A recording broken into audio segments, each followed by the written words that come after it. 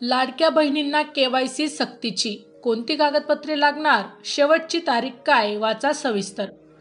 लाडकी बहीण योजनेतील सर्व लाभार्थ्यांना आता केवायसी करणे अनिवार्य केले आहे.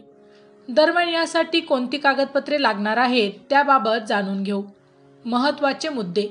लाडकी बहीण योजनेबाबत महत्त्वाचा निर्णय. केवायसी करणे अनिवार्य, कोणती कागदपत्रे लागणार आणि प्रोसेस काय. महाराष्ट्र सरकारची मुख्यमंत्री माझी लाडकी बहीण योजना पुन्हा एकदा चर्चेत आली आहे. लाडकी बहीण योजनेबाबत सरकारने मोठा निर्णय घेतला आहे. आता लाडकी बहीण योजनेच्या लाभार्थ्यांना केवायसी करणे अनिवार्य आहे.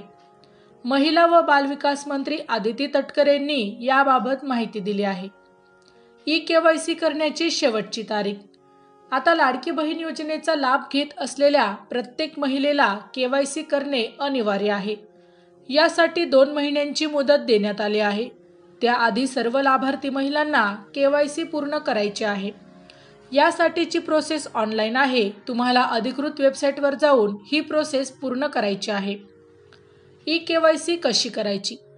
केवायसीची प्रोसेस ऑनलाईन होणार आहे. तुम्हाला अधिकृत वेबसाईटवर जाऊन ही प्रोसेस करावी लागणार आहे. यासाठी तुम्ही जी कागदपत्र अर्ज करताना अपलोड केली होती तीच पुन्हा करावी लागणार आहे. तीच माहिती पुन्हा भरावी लागणार आहे. याची प्रक्रिया सुरू देखील झाली आहे. केवायसी करण्यासाठी कोणती कागदपत्रे लागणार? लाडकी बहीण योजनेत केवायसी करण्यासाठी तुम्हाला आधार कार्ड, रेशन कार्ड, उत्पन्नाचा दाखला ही कागदपत्र लागणार आहे.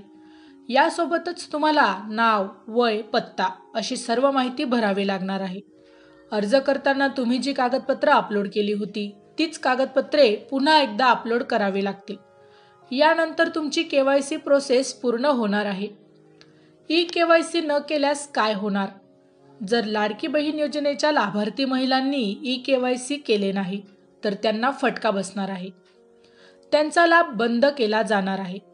ज्यांनी केवायसी केले नाही त्यांना दर महिन्याला मिळणार 1500 रुपये मिळणार नाहीत.